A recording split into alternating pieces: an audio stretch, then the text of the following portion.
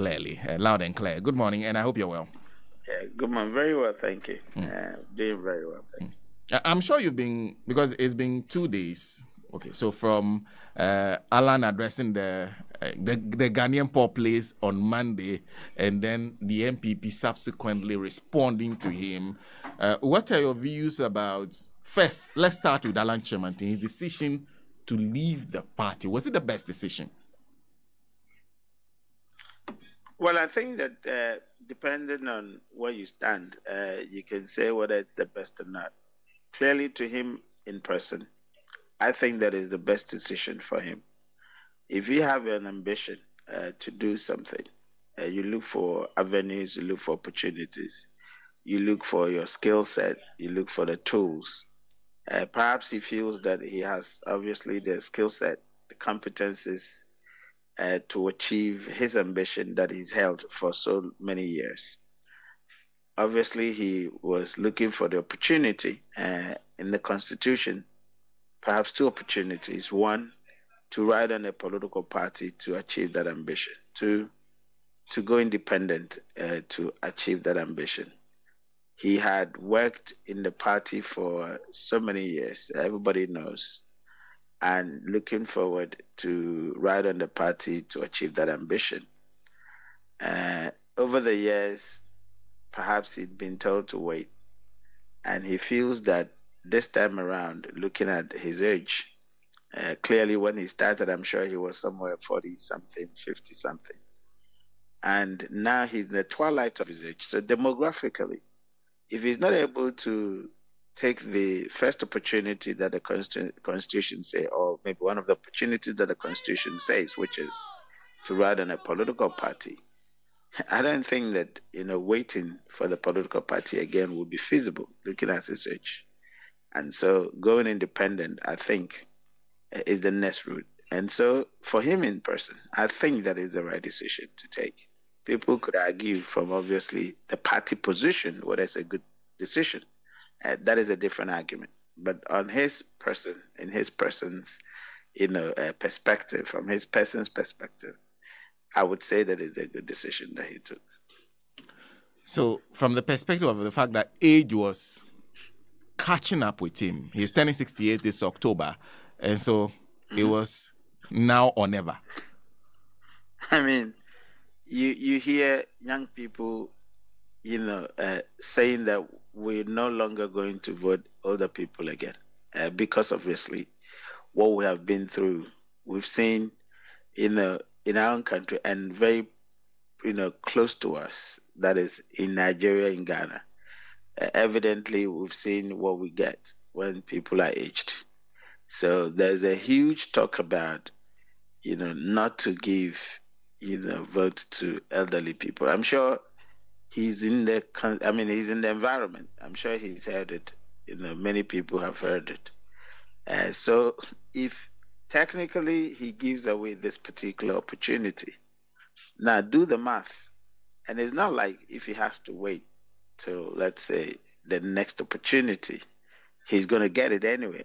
Because if there's a system set up, and the system had been set up in a manner that he doesn't actually get opportunity, what guarantees the system giving the leadership to him again, if you understand what I mean? If he's been asked to wait, he will get it. And now the time comes and he doesn't get it. Let's say Bawumia becomes the party leader. What shows that if Bawumia doesn't win the election, which is most likely, he's not going to win the national election, what shows that Alan would get the nod for the next party leadership again? It's not guaranteed. So for me, on his person, in terms of his ambition, clearly this makes sense. It's logic. I mean, we are human beings. We are rational beings. So we look at our chances and then we seize them or we don't. And so from his personal perspective, I think so many factors, when you throw them into the equation, tell you that it was a smart move that he made. Well, first of all, let's come to his reasons. And I know we've had this conversation a bit earlier. Do these reasons sound tenable for you, aside the fact of age catching up with him and the fact that he might most likely not emerge with the way things were going. He was also talking about the party front being hijacked. And that is one of the key reasons he gave, and the skewing. Do they sound tenable to you? Rightly, we are not in the party, so we would actually analyze it from the way we see things. And I have argued that people think that politics, just like football, it's something that everybody knows because it's a social science. You don't hear people discussing medicine, engineering, as they discuss politics, football, or any of these, disciplines. And so people think that, as for politics, we all know it. But you must have, with all due respect, a certain expertise to be able to analyze the nuances. And so I'm going to actually highlight certain things to back my position that I think he was right. Now, let's take, for example, a political party that says we are conducting 2 elections. All right. The first one is to sieve the people, and the second one is to do the final. So the first one is to select people because they are more than 5. All right. Now, in the first place, I thought that was a wrong, constitutional instrument, because perhaps they could have actually thought about it and used other administrative ways of, getting rid of people. By the way, democracy is about participation and more of those participation. So I'm not even sure the idea of getting rid of people. I think that they got the answer wrong by trying to respond to some public criticisms in 2007 or so, when the party, had 19 people and it became a public outcry. Now, the reason why it became a public outcry, because most of them, I think almost all of them, with the exception of either 1 or 2 people, were, government functionaries. And at the time, people's feelings were that the hefty amount of registration that was charged, people had taken those monies from government coffers. And that was the outcry. And so people were so livid about 19 people contesting, which I think General Sedi Ketia, characteristically, animated them in a manner. All right. And there was a huge public outcry. Now, fast forward, the party goes into a meeting and said, no, we need to curb this. And so they use an electioneering process to curb that, which I think was wrong. You probably want to use an administrative mechanism. All right. Now, the mechanism that they put in place was that they would do the election and they whittle down the number. Now, okay, so if you are going to select 5, I think that it's best to say those who did not qualify in the 5 are removed, and then mention those who qualified. You don't do that, but then you put in figures, as in, this was first, this person was second, this person was third, and then you highlight the votes that they got.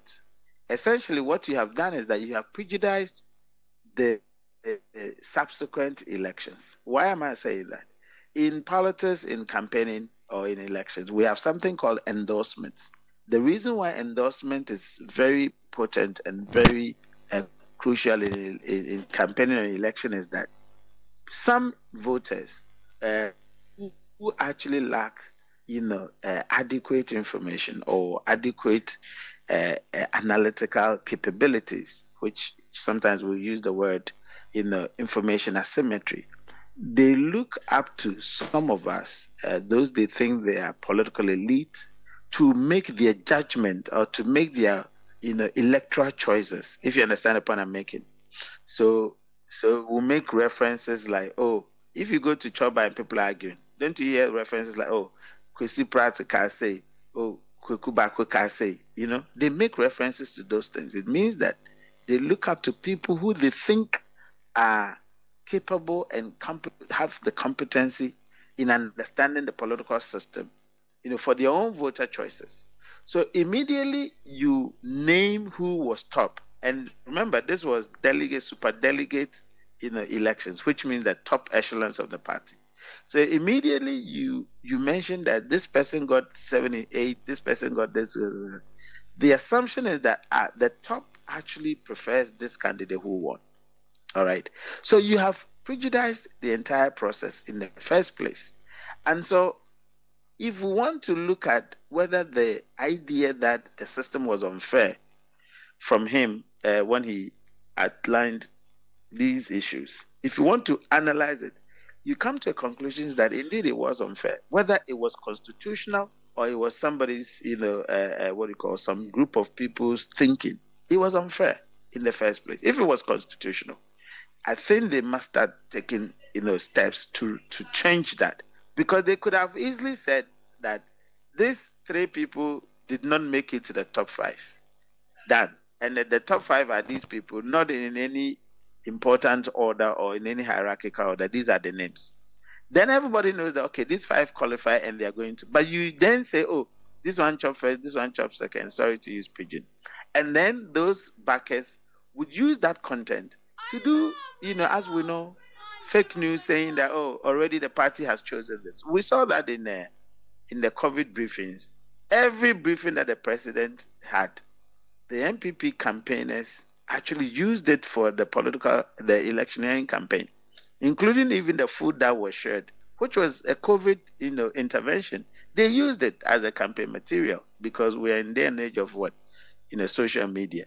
So that is one. Secondly, apparently the party was supposed to look at the model of election. Now, they have tabled it. According to their own sources, 9 people have said that this is problematic. Let's convene at one place like we did in 2007. Now, they say the party says no. One person agrees to that, centers, different centers, and they go with that. So if 9 people, 10 people taking a decision with the party structures as the referee, 9 people say this is problematic, let's go different way. And then one person says, no, let's, I'm indifferent or whatever. And then the party takes the decision that they took earlier. Is it coincidence or is it affirmation of someone's choices? Take it that it was coincidence. They actually described or they mentioned reasons why they think the center by center or the center kind of thing was not appropriate. And I agree. Look, if you ask people within a very small community to take some kind of decision, it is most likely that you can identify individual persons and what kind of decision they took. All right. However, if you have one big area and you have all these 600 or 900 and whatever people all going into the polling booth, it will be very difficult for you to identify them one by one and say you voted this way, you voted that way. Now, where the intimidation is really feasible is that if messages had gone around to say, if you vote this way, we'll be able to see you and how you voted. Knowing that people have competition to fight, there are MPs in there who are supposed to actually fight for their own slots come December or January, whatever date they schedule. And they have been told that if you are not backing the establishment, chances are that you will not get money to run your own campaign, which a lot of them are broke, all right? Those who are PCs are also looking for money to run their campaigns, all right? So many other things. And then other people who, in one way or the other, had been helped by some systems and are trying to secure. Don't you think that such a person will feel a very heavy burden to vote in a particular way, knowing that we are select few? It will be easier for people to identify who voted for who. It is simple, all right? And when they have outlined these reasons for not supporting the decentralized mechanisms, you don't see any reason in that. You don't even investigate it to see whether that particular feasibility or that particular problem is feasible. But you go ahead and say, no, we will still do the decentralized approach. So if for all these, and then at the election, things that they feared actually happens, and then they enumerate all these issues, and you're saying that is not true. For me, as an analyst, look, as an academic, I will subject all these things into a pot of analysis, and then I'll come to conclusion that although I'm not inside and I am not privy to what happened, I think there is a merit in what he enumerated. So certainly, I agree with him that the party structure was unfair. Well, the party's response on the matter of the venue is that, well, the various candidates actually made their preference clear, but they had to put it to a vote. They had to take a decision at the National Council. And when they put the matter to a vote, overwhelmingly, a majority of the members then decided to go along with the decentralization process. In that way, it's I mean, the council had to make a decision. They should come again. I mean, they're not speaking to a bunch of naive people or I mean, look, we're in this country where you have, and I'm not going to mention it, you have certain institutions that are predominantly selected by somebody, and they are taking decisions. What do you think it would happen? There's what we call groupthink, right? Groupthink. Now, the theory of groupthink says that if you actually speaking to like-minded people, or people, let's say, from the same tribe or from the same, society, from the same, you're most likely to have the same answer. There is no variation. There is no diversity. Now, who hasn't actually, quite a lot of people had complained that even when it comes to, those settings that they are talking about, and I think that Kojo Mpiani had said it yesterday. I heard him say that on another show. Some individuals within the party have said, look, the kind of structure, the party structure that they have, is being run by somebody. So if you say that they put it to vote, I mean, of course, there is a way that we can make democratic institutions undemocratic. So if it was subject to vote, of course, it was subject to vote. So technically, you are saying that because we use the democratic process, the outcome is democratic. No, if the democratic process is fractured, all right, certainly the outcome is fractured. Why is it that the players themselves, the stakeholder, the key stakeholders says that this is problematic? And you said that let's put it to it. They knew that the people who are going to vote on that issue are group thinkers. They have a certain base on which they would actually approve it anyway. That's why they will be hurried. They will be in a hurry to say that let's put it to vote. What about the concerns shared by the stakeholders themselves? Did you actually take take the time to look into whether there was merit in what they said? And then you say that because you subjected to vote, the outcome is democratic. I think it is wrong. They should come again. For Alan, yes, he's made this decision, and your analysis and others that I've heard maybe let credence to what he's decided to do. But would it play out the way he hopes it would, as in he being elected perhaps as the first independent candidate to have been elected president? I have said that I will not hesitate to say he could achieve his objective, because we need to have a very rigorous study in that, because it's the first time. But you cannot also discount it. Why can't you also discount it? Is because there had been quite a number of precedences in many countries. All right, Benin, they will cite an example of Benin, but also in Nigeria. Now people discount that Peter Obi's, because he didn't win, they discounted. But you see, when we talk about impact, it is not only about someone winning. I have said that the impact of Alan Chemanten can be in about even 3 ways. Impact on MPP, which is clear. They dismiss it, but obviously they will do it for, as face-saving purposes. I'm sure at the back end, they've tried to do a lot of negotiation, but clearly, if you are in their position, that's exactly what you would do. I don't think anybody will be given a responsibility to manage a party and will come out and say, "Oh, we're going to lose the election because Alan left." I mean, you can't say that. So they would be in a position to do the face saving, all right. But it has an impact on the national front, all right, especially depending on how he conducts his campaign. I have said that on the national front, he probably had even given some confidence to other people who are in political parties and thinking, can I actually go out and, stand as an independent? And they're thinking, oh, it hasn't happened in this country before, so maybe my chances are slim. Now, having confidence to do that, he had actually set the precedent. We probably are going to see more of those in the years to come. When people feel aggrieved, they probably will come out. That's the implication. He had set a precedence. Most times when people come out, not that we haven't, NDC has seen a lot of these. And I have always argued that, look, the center left has that character. Whoever is is a student of politics and actually studied democratic politics. The center left is much more, agile.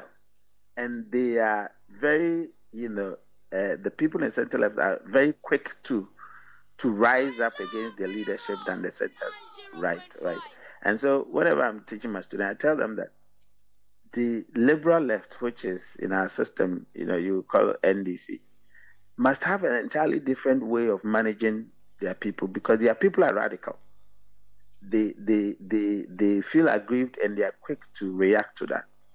On the center right, the supporters and the people of center are disciplined. So usually when you go to democratic countries, you see a lot more parties on your left than on the right. Because on the right, they are a lot more disciplined in terms of, even when their leadership are wrong, they are still backing them. All right. On the center left, it is not like that. When their leadership are wrong, you will see them in the street the next moment. All right. Because it's a progressive institution. It's a progressive society. Progressive societies are quick to respond to development, and they always want the right things to be checked.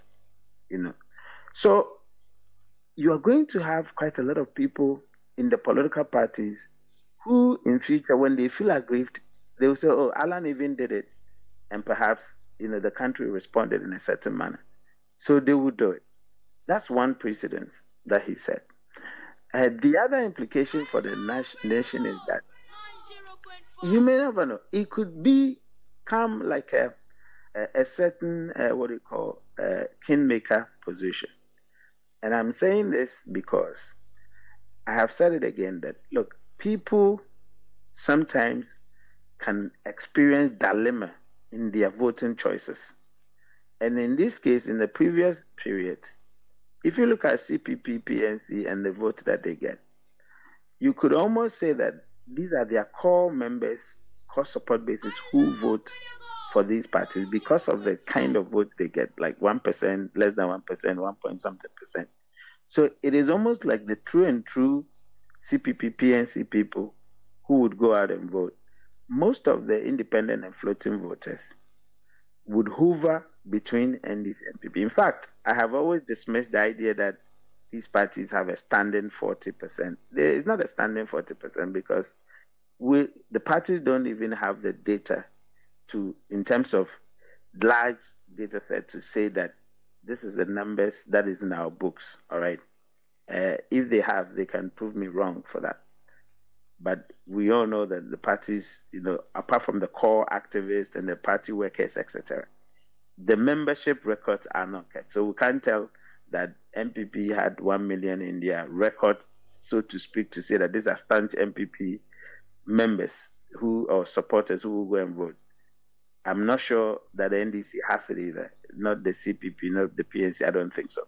So when you say that you have 40%, perhaps you're using the electoral numbers to determine that. But I believe, and which was backed by a research that I did in 2014, that when the party spent first term in office, the second term, people actually, circulate between these two parties. They move, all right. And so you're going to have a certain number of independent voters or, floating voters who vote based on recommendations of families and friends. Oh, Charlie, or even what their experiences are, all right.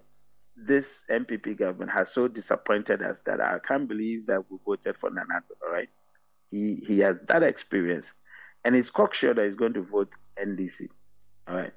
Now you have Alan in the picture, a very, what do you call a political person who had been in the system for long, somebody might feel a dilemma whether they should still go ahead and now give their vote to NDC as opposed to MPP, because MPP is already disappointed, right? So that dilemma is what perhaps can actually, sway the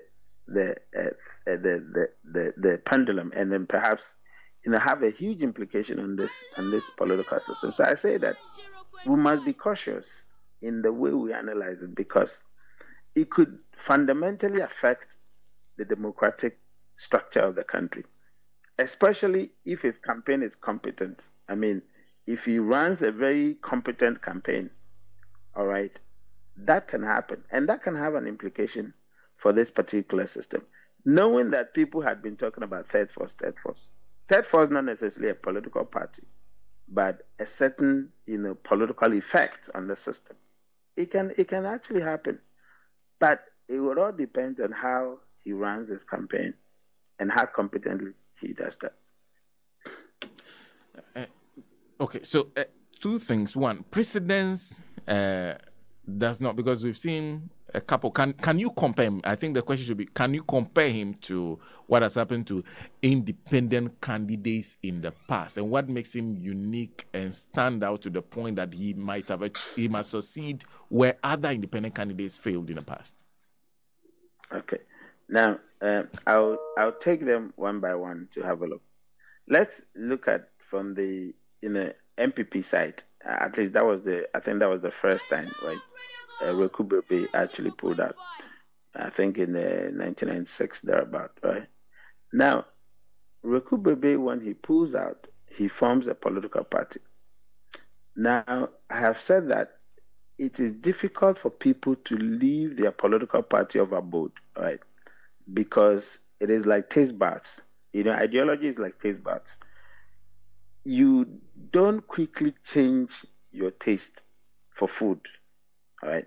You are not a fufu eater. It will take you long for you to really change, to come and eat fufu, for example. People take ideology for granted, but you see, true ideologues find it difficult to leave political party. I tell people that, look, those of us who are Nkrumahs, me, for example, and I've said it every time that I'm a true and true Nkrumahist. When I was studying, I was going to my Nkrumah functions, etc. If you say anything negative against Nkrumah, I get really riled by it, especially when it is untrue, all right? So it is very difficult for me to ditch my Nkrumahism, and that's where ideology comes in. When you exit a political tradition and you form a new one, you find it difficult to drag people into your new tradition because of the roots of tradition, beliefs, all right? And so I was not thinking that I couldn't really reason that this man, what's his name, Tazan, can pull people from MPP to join his political party. It wouldn't happen. But what you will get is that when it comes to figureheads in political parties, especially those who are dominant figures, they are one of the conduits based on which people get into the political party. So you look at personalities, you look at policy programs, you look at the ideologies, are the entry gates, all right, the gates through which people get into the political party. So when Rekubebe pulls out, what you are likely to get is that people who are actually entered MPP because of Rekubebe's personality and his politics and his traditions will be the ones who will follow him. Those who are staunch believers of the traditions of the MPP, they will not follow him. And then, of course, you're going to get, as I said, some one or two independent floaters who will likely. But again, that depends on the offerings of the other political parties. That would actually make sure that they would do or not. So if you look at the model of Rekubebe, are you there? Yes, I'm listening to you. Yeah. If you look at the model of Rekubebe, having formed a political party, is that the same model as Alan? And don't forget, by the 1996, the NPP was only just about what, 4 years, because it was formed for the 1992 elections, isn't it? Now, they haven't galvanized enough. Rekubebe hadn't galvanized enough support base for himself, because party leaders galvanize as a result of their own activities whilst you're going around to seek for, the flag bearership of the political party. You use that machinery to galvanize a certain base for yourself. All right. Now, that hadn't happened, for a long time. So whoever is connected to Rekubebe is a thin, connection, not a very, tight one. All right. And so you cannot compare Rekubebe's era with Alan Chamanten's era because of the time space, all right, and because of the machinery he used, all right. Now, when you take, for example, Guzitano, I think Guzitano was 1999, all right. Guzi was a core through and through NDC, a cadre, right? So he has a certain following. Of course, they have been at the trenches with Jerry, etc. So from the personality perspective, he has a certain following that he could ride on. But also he formed a political party. And again, within that time, NDC had just metamorphosed into, PNDC had metamorphosed into NDC. There's an attempt to establish a democratic institution. Do you think a lot more members who had that aspiration of transforming into a democratic institution would follow, Guzitano in droves? No, it was not going to be possible, especially with the dominant character of President Rawlings. There was no way you would say that President Rawlings at the time lost attraction. He didn't. In fact, he was in the peak of his attraction. So it was difficult for such a character, for Guzitano, to peel so many of the NDC members to follow him. So you see the performance. Although he had a dent on NDC because he had actually, kind of pulled some people who believed in his positions out of it. And which, by the way, I thought it was a strategy because in the end, the Reform Party became part of the NDC anyway. All right. So for me, the dynamics with Guzitano with a dominant President Rawlings was not going to happen. And again, people who were prepared to build an NDC into a democratic institution were not going to leave to get into another party. It was not going to happen. So again, that's the difference there. If you take, maybe we cannot go through all of them, but let me take a recent example. If you take a recent example, Nana Kunedu, all right, very respected First Lady of a charismatic president for so many years. At the tail end of it, the people have been starting to feel that kind of, there had been a feeling that the Rawlingses had been in the game for far too long. All right. I don't think that majority of the NDC people were going to follow in droves Nana Kunedu, having dominated the political system for almost 20 years. Do you get it? Now, the point I'm making is that if you take each and every of these so-called, things that have, which majority had happened on the NDC side, only once on the NPP side in recent memories, the contests are different. The personalities are different, right? Especially even when you look at the media space. Those days, you would have to invite me, just like you've done. Like BBC, we had only GBC, right? GBC is the one who would invite you to come and sit in their studio if you have a political voice, right? The other avenue was for you to go on demonstration. And then even that one, if you are lucky or if you are a prominent person, then they would interview you. Today is not the case. People sit on their laptops in their rooms and they do political communication. They can create fanciful adverts either for you or against you. They will it and it goes viral more than even the media houses can do, isn't it? So the media environment has completely changed, and no politics of recent times can do without a media environment. Are you with me? Yes. So these are the reasons why I'm telling you that the conditions are different. People keep citing oh, the president, without contextualizing it. The characteristics are different, the people are different, the media spaces are different, the times are different, the wishes of the people are different. Now, a lot more people are asking, can there be a third force? Can there be a third force? Did you hear third forces in 1992, 1996, 2000? It was very much nowhere until recently. So we have to contextualize what we mean by history and what it pretends for the current, system that we have. And that is not to say that Alan is going to win. I haven't said that. I'm saying that the systems, the conditions are completely different. The personalities are different. If we're analyzing for strategy, we must deeply throw in quite a lot of variables before we come to a conclusion. That's interesting. Let me then conclude with you. I wish I could continue because I had a few other issues I wanted to raise. But let me conclude with you on the matter of the New Patriotic Party, because yesterday they tried to present a calm, unperturbed, united front. The suggestion that even majority of the people who were following him had decided to stay within the party. They are not following him to independence, to pursue his independent agenda now. Will this affect the NPP? But that was ridiculous argument, isn't it? I mean, you have someone who wants to become an MP. All right. Someone who wants to become an MP. The party's constitution is simple. It says that so long as you follow a certain the candidate who has gone independent, you forfeit your.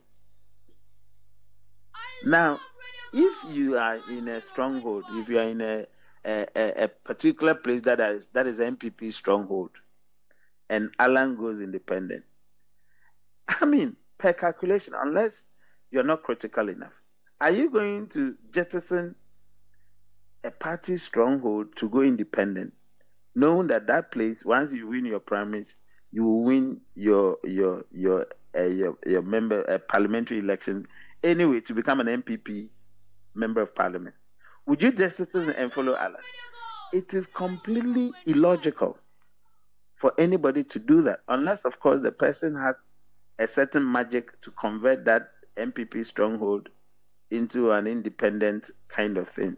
All right, with the examples that I gave you, the people's attachment to their political traditions, right?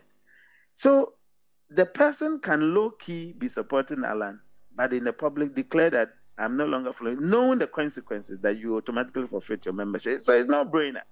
I thought it was ridiculous for those arguments to be made that, you can say that as a party, manager. So those who are managing the party have to save faces. They cannot. I mean, I don't know how to the word. It escaped me. They cannot actually whittle down the members or their members' confidence. All right, so they have to say things to uphold their confidence in the party. But those of us who are watchers, you don't use that word for your analysis, because then you are not actually being analytical. Nobody who is expecting a certain support basis from the establishment for their own campaign would want to say that, especially also knowing that they can mount a competitor against you. Okay. All right. So if Catherine Nafeku says that I'm no longer following Alan Chamanton, can't you see the rationale behind it? Because if you say yes, you are following him, are they not going to mount a competitor against you? They would. So any rational human being can see why they would say that. And I see why they say that. And sorry to say that not everybody would have the lenses that we have, because we are obviously, it's our discipline. That's what we study, all right? So we can actually have the lens to see through why certain backers of Alan will say that I'm no longer going with him, because the consequences are clear. Now, its impact on NPP, big time. Big time. They would save whatever face they want to save. Nobody can actually say that this man is not going to take votes from them, especially in their stronghold, Ashanti region. So for them to have won the election with 70, in fact, the break the 8 was laughable anyway. I had always said that with the kind of despondency in the country, this country, we were going to dampen people's spirit on democracy if we go back to vote for them. Because democracy is about reward and punish. If you had actually punished the NDC in 2016 because you said that they didn't perform, although on all analysis now, you can see clearly what NDC did and what these guys are doing. Why do you want to reward a failure, in 2024? It doesn't make sense. So if you have to go by the principles of democracy, if you fail, or if the people feel that you didn't perform, we vote you out. If we feel that you had performed, we vote you back. Clearly, they are going to be voted out anyway. And then you have one of your star players, a Messi or a Ronaldo, coming out of the team. And you said that you will still win the election. I mean, you can only say that to maybe some primary school students who are now trying to learn political science or political marketing. But I don't think that it's possible. Huge impact on their side. Prof, always a pleasure talking to you. Thank you for making time. Thank you for having me. Professor KOBBY MENSAH is with the University of Ghana. He's a political